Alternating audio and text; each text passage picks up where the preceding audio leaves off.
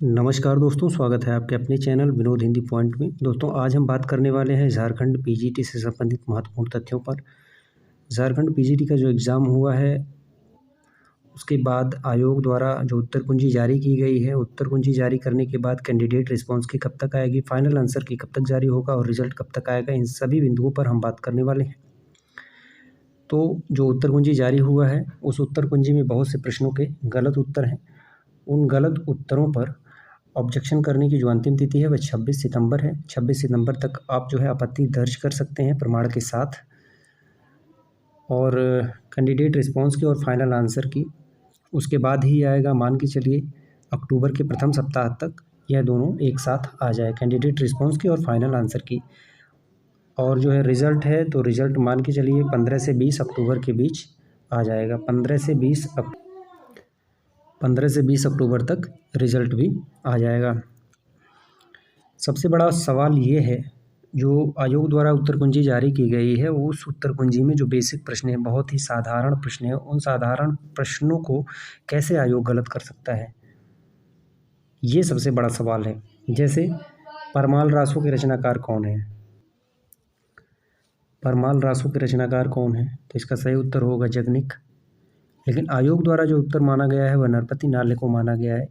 इस तरह के बेसिक प्रश्न जब गलत होते हैं तो आयोग पर सवाल उठता है।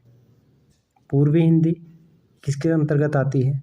तो पूर्वी हिंदी जो है अर्धमागधी के अंतर्गत आती है, लेकिन आयोग द्वारा जो उत्तर माना गया है वह मागधी को माना गया है, जबकि मागधी बिहारी के अंतर्गत आती है।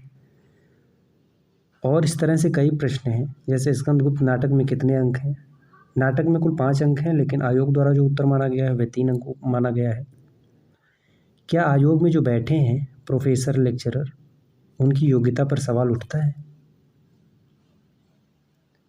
इस तरह के जब प्रश्न गलत होते हैं तो विद्यार्थी परेशान ना हो, हताश ना हो, निराश ना हो, ऐसा तो हो ही नहीं सकता।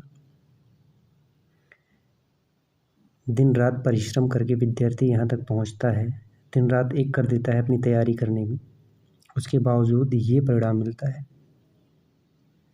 क्या उन प्रश्नों को डिलीट किया जाएगा, या फिर जो आपत्ति दर्ज कर रहे हैं यह लाभ सिर्फ उन्हें ही मिलेगा या सभी को मिलेगा, यह तो बाद में पता चलेगा। लेकिन अब जो है आपने पेपर दिया, पेपर आपका सबमिट हो गया, अब कुछ होने वाला तो है नहीं। अब आपत्ति दर्ज करने की जो अंतिम तिथि है वह 26 तारीख है, यानी एक दिन का समय आपके पास बचा है। आज 25 है, एक दिन का समय और बचा है।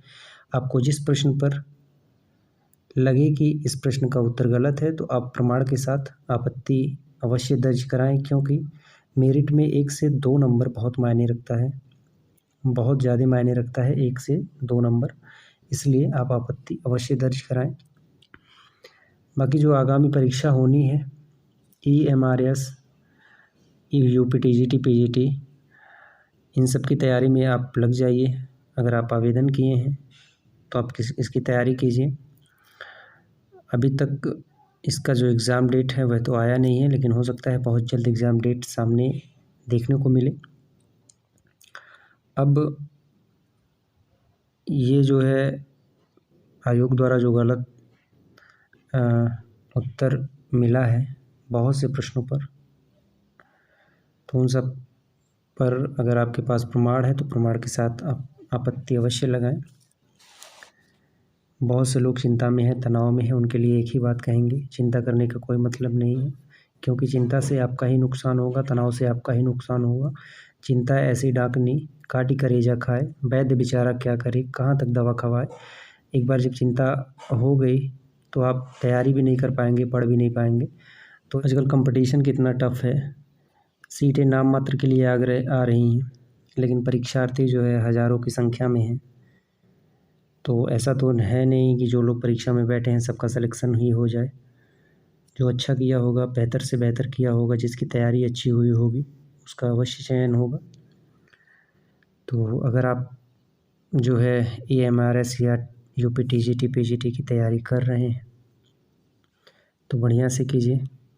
एग्ज़ाम डेट बहुत जल्द जारी हो जाएगा, ठीक है। JSSC PGT का एग्ज़ाम तो हो गया, अब इस पर जो है